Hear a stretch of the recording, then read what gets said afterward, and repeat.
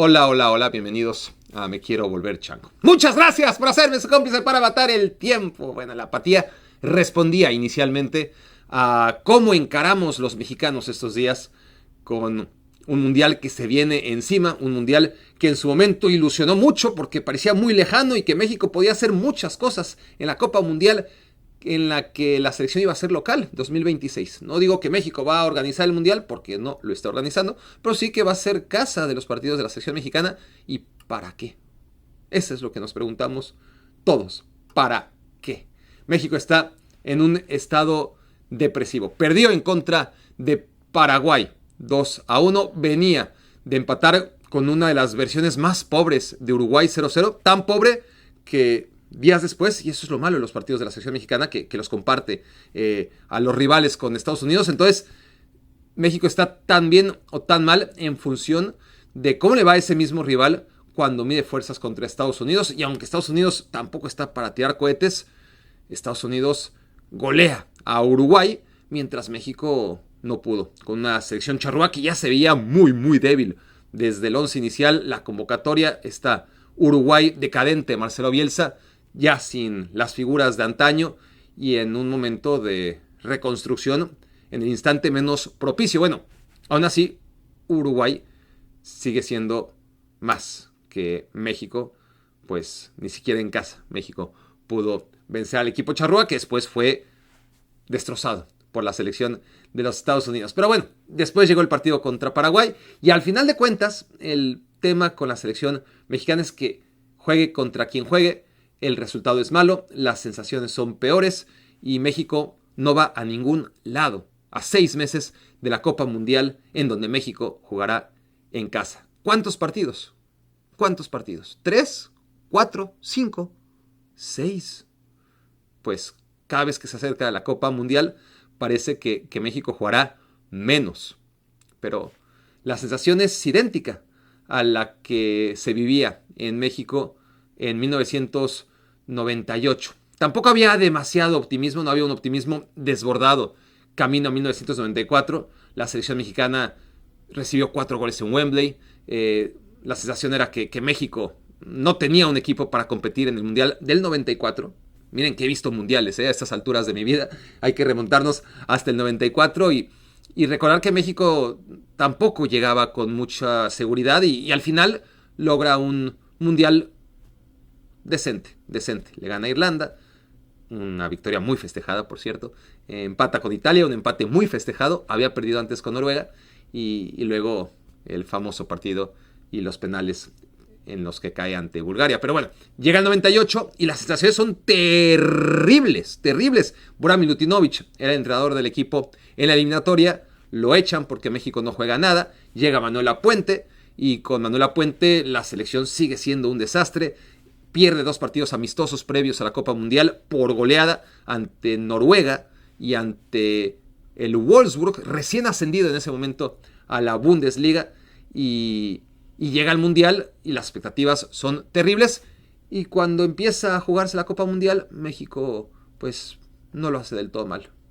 Le gana a Corea, empata con Bélgica, empata con Países Bajos y acaba casi, no hay tantos casis para la colección de la selección mexicana, casi ganándole a Alemania en octavos de final. Pero las sensaciones antes de que rodara el balón en el Mundial de Francia 98 eran similares a las que ahora vivimos. Y antes de 2002 también México está contra las cuerdas en la eliminatoria, tiene que llegar tras un terrible, pero terrible papel de Enrique Mesa como entrenador, el joven en ese momento Javier Aguirre, para rescatar a México de la mano del Cruz Azul, que era un equipo que jugaba con varios mexicanos y que andaba bien en Copa Libertadores y que con ellos, con jugadores que no volvieron a la selección porque estaban en su momento, lograron que México no quedara fuera del Mundial, gracias también a 2 goles de Cuauhtémoc Blanco en una visita a Jamaica.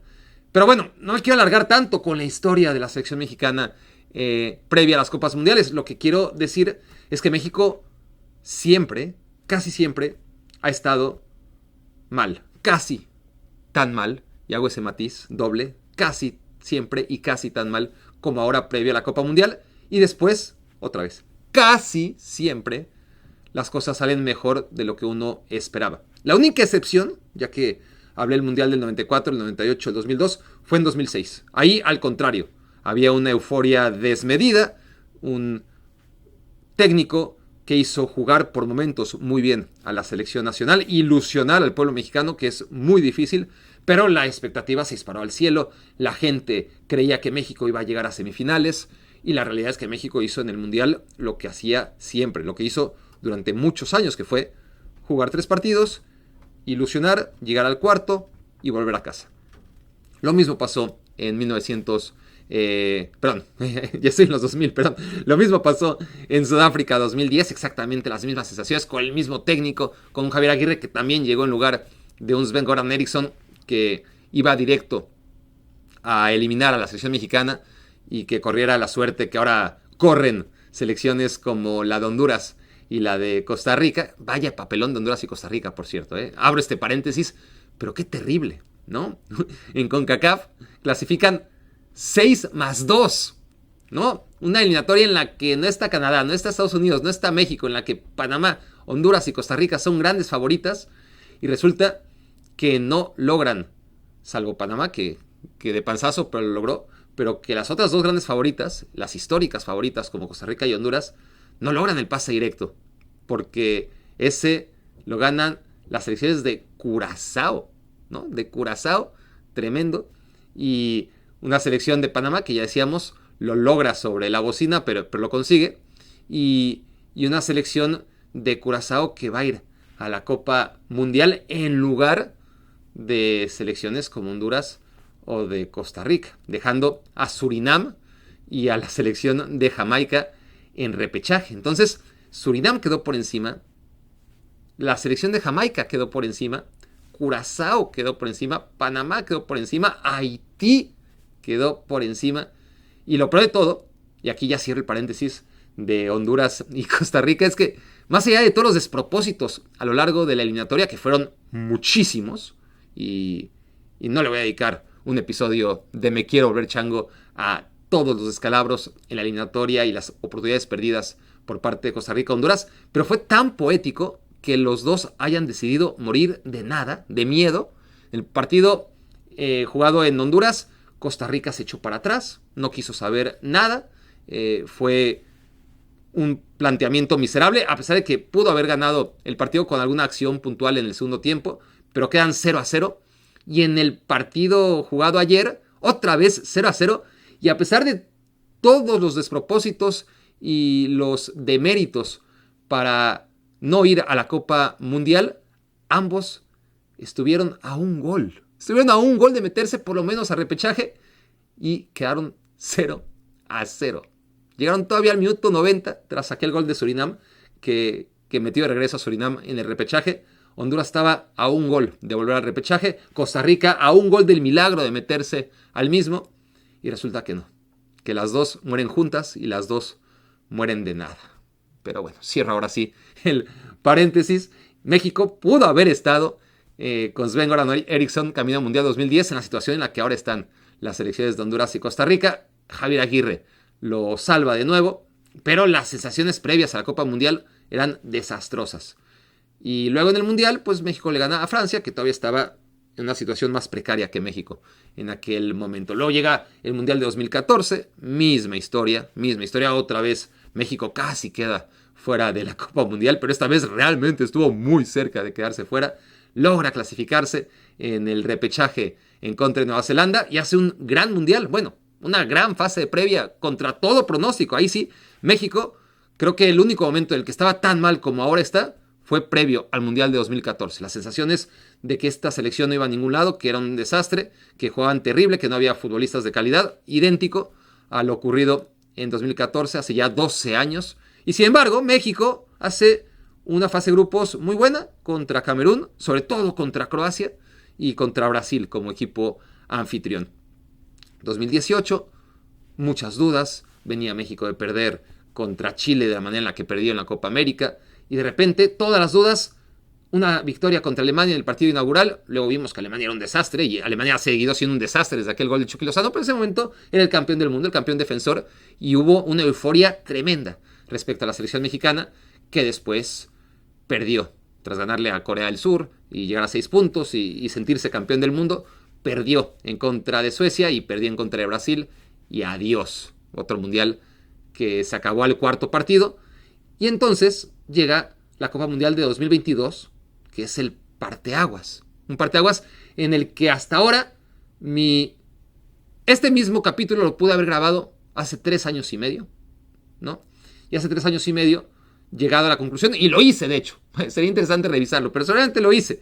México no hay de dónde agarrarse, hablaba de la selección del Tata Martino, más que a la evidencia histórica, que en ese momento era México, a pesar de llegar siempre mal a los mundiales, llega y conecta y logra de alguna u otra manera rendir al nivel esperado. Nada fuera de sus posibilidades y limitaciones, pero a un nivel correcto, que lo mantuvo en los mundiales del 94, 98, 2002, 2006, 2010, 2014 y 2018 en octavos de final.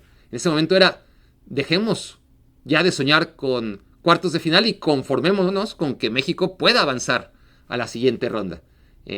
Y que lo haga un año más, un cuatrienio más, porque México no da para más.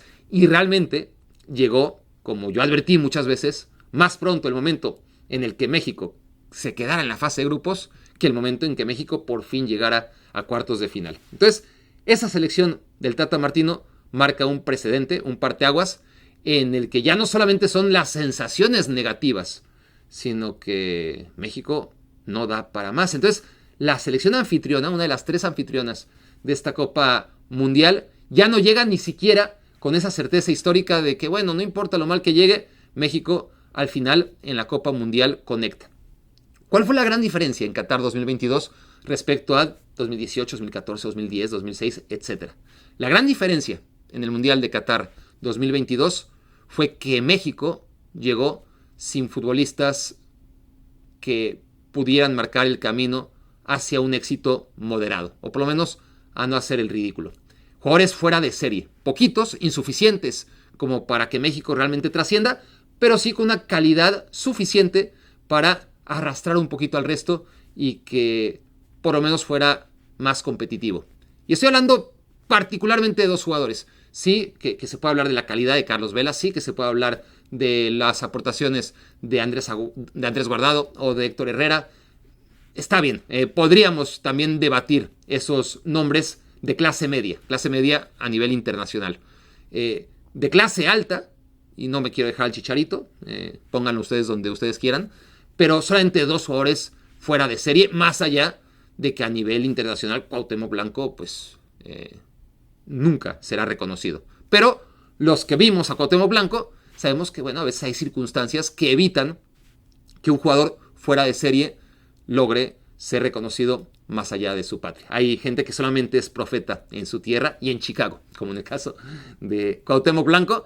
Pero bueno, no estoy diciendo que debió haber ganado o que tenía potencial para ganar el Balón de Oro, pero sí que era un jugador fuera de serie que durante muchos mundiales en México pudo aferrarse a esa figura que además elevó el nivel de sus compañeros. Él es uno de ellos, el otro es Rafa Márquez, que duró muchísimos mundiales y que justo el mundial al que ya no fue Rafa Márquez, ese mundial México quedó fuera muy pronto en la fase de grupos. Y no es del todo casualidad, más allá que al propio mundial de 2018 tampoco llegó un Rafa Márquez en plenitud, ni mucho menos, pero sí son 2 referentes que estuvieron ahí durante mucho tiempo, que en 2022 ya no estuvieron, y que en 2026 no estarán, y no iban a estar para siempre, pero ¿quiénes llegan en su lugar? Ese es el problema. Nadie. La selección mexicana está plagada de futbolistas medianos. Por más que se enoje la gente, por más que los abuchen, no es que no, lo dijo Javier Aguirre, es que no es que no quieran, es que no pueden. Hay que tratarlos con más cariño o no ir al estadio. Y es la única manera en la que se podría propiciar un cambio en el fútbol mexicano. Porque durante todos estos años, y me repito, y cada 4 años es el mismo ciclo, durante todos estos años, durante todas estas décadas, e incluso antes de que yo empezara a ver fútbol, pero bueno, ya no me toca a mí analizar los problemas de México antes de Estados Unidos 94. Me toca hablar desde Estados Unidos 94 y ha sido lo mismo. Han cambiado entrenadores, muchísimos. Han cambiado directivos, muchísimos, caras diferentes. Han cambiado jugadores, desgraciadamente, ¿no? Ojalá se hubieran quedado algunos de ellos, pero es natural. Lo que no ha cambiado es la mano que mece la cuna. Esa no ha cambiado, esa sigue siendo la misma. Y mientras la gente siga llenando los estadios para ver a la selección mexicana, así sea para abuchearla, esa mano no se va a inmutar, no va a cambiar la fórmula de éxito económico que representa la selección mexicana. El día en que la gente entienda que con abucheos no va a cambiar nada, que esos jugadores no pueden ser mejores, que son lo que son, que no es que no le echen ganas, simplemente no tienen nivel, porque México no ha propiciado una estructura en la que se generen jugadores de alto nivel, muy poquitos, insuficientes. Entonces, ese momento en el que la selección no tenga gente en el estadio, diga, puta, ¿y ahora? En ese momento, la mano que mece la cuna quizás diga, a la mierda, esto ya no sirve, y se vaya. O, a lo mejor empieza a hacer cambios. No va a ser de aquí a 6 meses, claramente. No va a ser de aquí a 2030. Es ya una causa perdida, no solamente el Mundial que viene ahora, sino el de 2030 también, pero quizás para 2034. Seamos optimistas y pensemos que para 2034 esa mano que mece la cuna, pónganle el nombre que quieran, de apellido Azcárraga, quizás se canse de esto y alguien tome el relevo y rescate a la selección mexicana, pero ahora mismo no necesita ser rescatada, porque económicamente la gente que la conduce entiende que con una inversión mínima sigue teniendo un rendimiento máximo. Y los partidos, obviamente, la selección mexicana en el Mundial se van a vender carísimos, más caros que cualquier otro partido del Mundial, y se van a llenar los estadios. Y luego, se abuchean o no, eso no va a alterar la economía en absoluto, ¿no? Ni los bolsillos de quienes gobiernan y han mandado sobre la selección mexicana durante tantos años, durante tantos ciclos, tantas caras, y al final esa manita ha sido la misma, ¿no? Ese es el problema. Ahora, México pierde en contra de Paraguay. Volvamos a lo que inicia todo este discurso que es cíclico. ¿Hay realmente algo diferente en México? Porque estoy diciendo que la historia se ha repetido, ¿no? Pero es verdad que la selección mexicana, como lo demostró ya en Qatar 2022, ya es difícil que se aferre a, bueno, es que como siempre lo hacemos, este año también lo vamos a hacer. Este mundial seguramente nos las arreglaremos para que ocurra lo que siempre ocurría antes de Qatar 2022. Ahora la ventaja, claro, es jugar en casa. La ventaja es que van a ser grupos con una calidad muy diluida, ¿no? Al ser 48 selecciones en lugar de 32. Que México, cuya participación dura siempre 10 días o 12 días en la Copa Mundial, ¿no? Tan pronto como llegue ese cuarto partido, pues ahora, al ser un mundial con más partidos y con más semanas, pues entonces la ilusión durará quizás 3 semanas, porque habrá un momento en el que haya ilusión. De aquí a que empiece a rodar el balón en la Copa Mundial, va a ser todo pesimismo, esto ya nos lo sabemos, no hay manera de que mejore, pero cuando empiece a circular ese balón, hay que ver los rivales, seguramente van a ser a modo. México va a conectar de alguna manera, estoy siendo optimista, y aunque no conecte, pues va a ir ganando los partidos necesarios para meterse como mínimo a 16avos de final, y esa ronda fantasma, en la que si pierdes va a equivaler a haber perdido en la fase de grupos de un formato de 32, ¿no? Porque al final quedaste entre el 17 y el 32, la sensación va a ser buena, pero se cumplió el objetivo mínimo. Y si llega de panzazo y de milagro y de rebote y ya dentro de esa euforia a octavos de final, entonces pues México llegará donde se quedó atorado tantas y tantas veces, y es un escenario extraordinario. Y si logra pasarlo también ya en Estados Unidos, porque para ese momento ya no va a estar jugando en México, y se mete a cuartos de final, esto lo he dicho muchas veces, pero bueno, ¿y qué? Ya te metiste a cuartos de final, qué bárbaro, ¿no? Estoy volando. Y luego, es algo que ya hiciste en México 70 y en México 86, tampoco es ninguna novedad. Entonces, México está condenado a tropezar con una pared, ya veremos qué tan alta es esa pared, pero México no tiene más que aferrarse a estos momentos, a olvidar lo que pasó en Qatar y a pensar que de todas formas México sigue teniendo aquello que tuvo desde 1994 hasta 2018 para arreglársela en la fase de grupos, para ser competitivo, para aprovechar un contexto de ser organizador y de que la gente de repente, por poco que haga México, se va a ilusionar y ese efecto placebo que permita sentir que México es competitivo cuando no lo es. Cuando pase lo que pase en la Copa Mundial, la realidad la estamos viendo ahora. Cuando México empata contra una paupérrima Uruguay, cuando Colombia con muy poquito la golea, cuando Ecuador también le saca el resultado, cuando cada vez que México enfrenta a un equipo medianamente competitivo, México no puede ni siquiera contra Paraguay. Son buenas selecciones en general, ¿no? Tanto Paraguay como Ecuador, como Colombia, como Uruguay, no son nada del otro mundo, ¿no? Ahora, cuando hablo que México está tan mal como estuvo siempre, salvo que no logró meterse a octavos de final en la última Copa Mundial, pues también hay que ver que en algún momento dábamos por sentado que México era, después de Argentina y de Brasil, el mejor equipo de América. Y ahora parece ridículo, ¿no? Y lo peor es que los americanos, los más jóvenes, bueno, los menos jóvenes no tienen memoria. Y los más jóvenes, pues hay que contárselo, ¿no? Porque no lo han visto. Pero México, y no voy a repasar aquí otra vez lo que he hecho muchas veces, los resultados de México en la Copa América, que se resumen en 7 Copas América. Mientras puedo mandar al equipo A. 5 veces se metió entre los 3 primeros, quedó subcampeón o tercer lugar en 5 de 7. Pero más allá de eso, me di a la tarea de revisar los resultados históricos contra equipos de CONMEBOL. Contra Brasil y Argentina, obviamente su récord es negativo. Contra Uruguay es de 24 partidos, 8 victorias para Uruguay, 8 para México y 8 empates. Ahí queda el empate histórico con Uruguay. Y con todas las demás, México tiene un récord muy positivo, pero muy positivo. A Colombia le ganó 14 veces, perdió 11, empató 10. Me voy a saltar los empates para no llenarlos de números, ¿ok?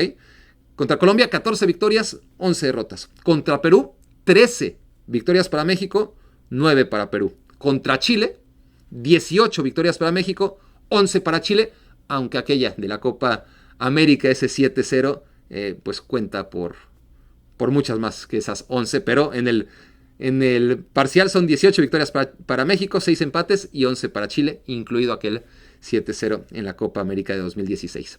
Contra Paraguay, 11 victorias para México, 6 para Paraguay. Contra Ecuador, 17 victorias para México, 4 para Ecuador. ¿Y a Venezuela y Bolivia es necesario? Bueno, sí, porque lo saqué. 14 para México, 3 para Venezuela.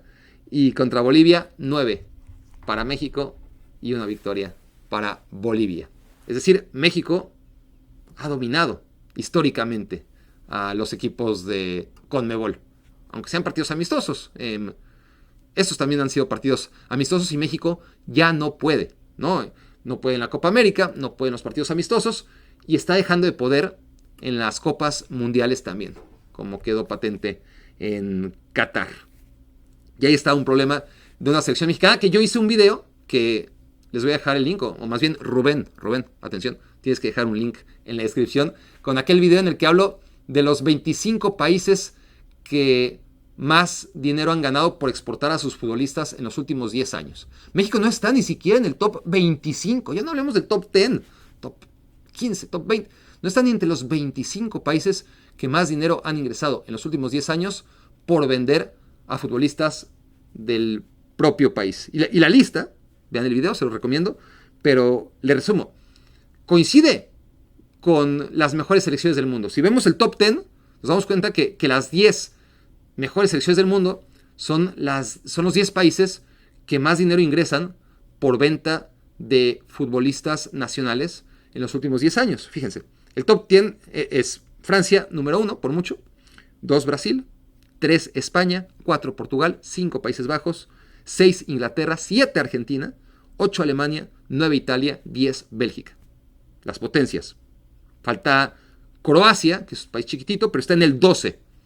Se metió ahí Dinamarca, nada más, ¿no? Que no es potencia, pero está en el 11. Y luego vienen países a partir del 13, los digo rápido: Suiza, Austria, Ucrania.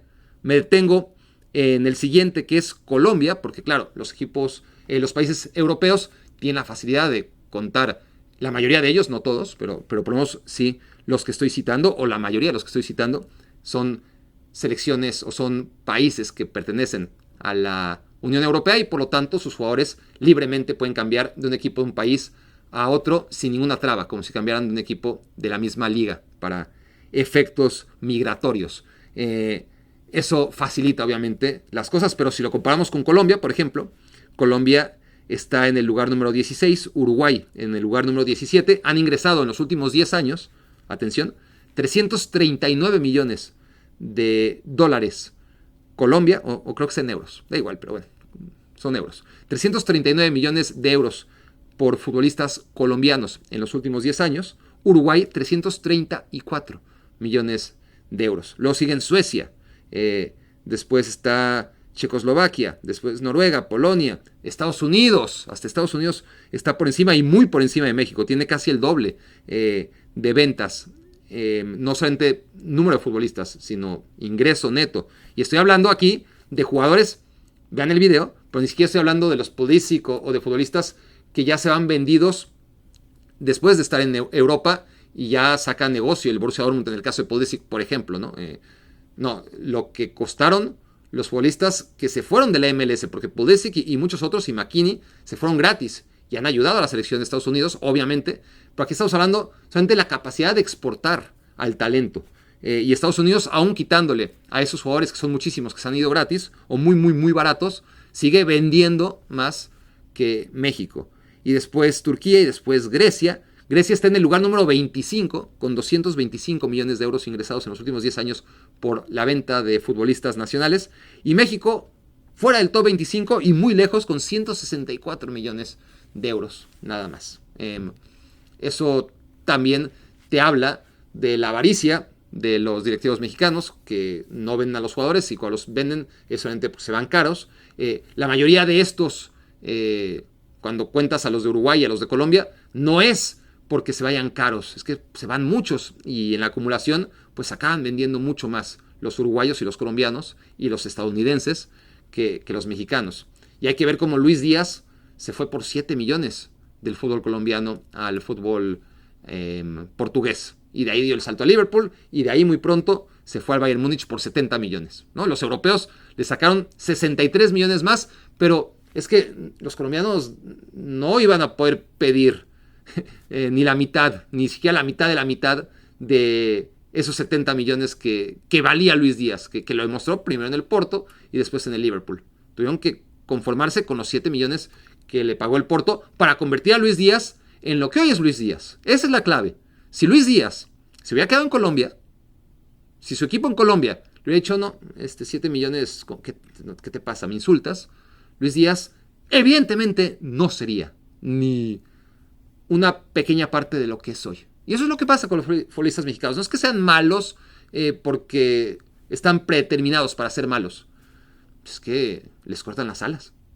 Y ellos están muy cómodos también con arrastrándose sin alas, ¿no? La gran mayoría. Así es. Y ves casos muy tristes de cómo futbolistas con talento se estancan porque una combinación entre que no los dejan salir, los ponen muy caros, ellos mismos están cómodos y dicen, ¿para qué me voy? Y entonces no hay Luises Díaz en el fútbol mexicano. Se quedan todos aquí y se quedan en la mediocridad de cualquier futbolista mexicano. El que ustedes me digan que hay muchos para dar y repartir. Ahí está la gran diferencia entre las selecciones que han progresado en Sudamérica y la selección mexicana que se va estancando, ¿no? Por lo demás, tenemos una Copa Mundial en la que ya veremos hasta dónde llega México. No va a llegar muy lejos, eso está garantizado. Hay 3 selecciones que pueden ganar la Copa Mundial para mí, que son España, Francia y Argentina. Hay 3 selecciones que tienen potencial para ganarla, pero que no lo van a hacer, que sería una gran sorpresa que lo hicieran, porque tienen problemas que atacar y ya tengo mucho tiempo. No me voy a dilatar demasiado en esta reflexión, pero les prometo que ya me oirán hablar mucho de ello, pero las selecciones de Países Bajos, de Inglaterra y de Portugal podrían ser campeones del mundo, pero tienen que cambiar cosas muy específicas y no lo van a hacer de aquí a 6 meses. Entonces también podemos, si no descartarlas, sí saber que de antemano va a ser muy difícil que ganen el Mundial. Y hay un tercer grupo, o sea, son 9 selecciones en total, las que podrían ganar la Copa Mundial. De las otras 39, incluida México, no hay manera, no hay manera, incluido Alemania, incluido Brasil e incluido Italia. Pero ellos todavía los puedo poner, y aún esperando que Italia se meta esta vez sí a la Copa Mundial, por simples argumentos históricos, es un tercer grupo de 3 selecciones que podrían quizás, bajo ciertas circunstancias y debacles de otras selecciones, ganar por quinta vez la Copa Mundial en el caso de Alemania, por sexta en el caso de Brasil o por quinta en el caso de Italia. Además son las 3 selecciones más ganadoras de las Copas Mundiales, pero ninguna está ahora mismo al nivel de las otras 6. Pero ya hablaremos de eso, ya hablaremos de los partidos de reclasificación, sobre todo aquellos de la reclasificación intercontinental que híjole, Irak, República Democrática del Congo son las cabezas de serie, son las grandes favoritas y eso lo dice todo. No parece un cuadrangular o un hexagonal de fútbol, no parece otra cosa y podría ser muchos comentarios que sean muy incorrectos. Pero cuando ves a República Democrática del Congo e Irak como las grandes potencias de un torneo de reclasificación que incluye a Nueva Caledonia, a Surinam, a Bolivia y a... ¿cuál es el otro? Bolivia, Surinam, Nueva Caledonia y Jamaica.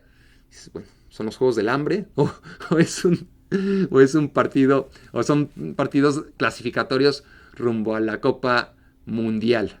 Tremendo lo que ha hecho Haití. Tremendo, ¿no? Que países en guerra desde hace tanto tiempo como Haití, como República Democrática del Congo, hayan llegado a donde están llegando. República Democrática del Congo casi, Haití ya está ahí, Curazao siendo otra historia totalmente distinta, muy parecida a la Surinam, pero Curazao ya está ahí, siendo todavía mucho más pequeñito que Surinam, y además una isla en lugar de un país de Sudamérica. En fin, muchas cosas que analizar y que analizaremos de aquí a que inicie la Copa Mundial, en la que México, como siempre, pues será simplemente un comparsa. Ya veremos si dura 10 días, 15 días o, en el mejor de los casos, 20 días su participación.